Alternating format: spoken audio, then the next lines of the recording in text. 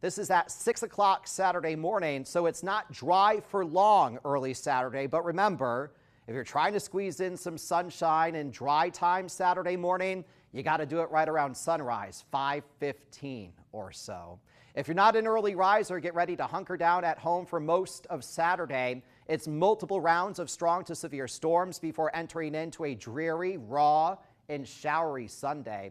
It's a marginal to slight risk for those severe storms Saturday, and the risk is for everyone, whether it's damaging winds, torrential downpours, small to moderate sized hail, or even a very low end chance for a tornado, Lily.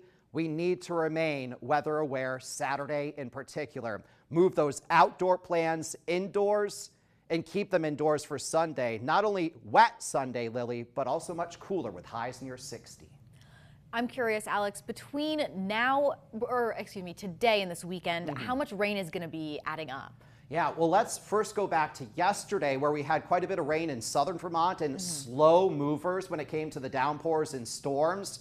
So the earth, if you will, is already well saturated in southern Vermont and the upper valley. To the north, not so much so. And luckily enough, some of the highest totals between today and the upcoming weekend reside to the north. Okay. It's overall 1 to 3 inches of rain between today and Sunday afternoon. And while we're not worried about the main stem rivers flooding, it's the smaller creeks and streams, just like in previous events, that may struggle over the weekend. So remain extra vigilant. All right, Alex, thank you very much. Maybe some raincoats for the cap and gown just in case. Absolutely, even if it ruins your style a bit. All right, thank you very much.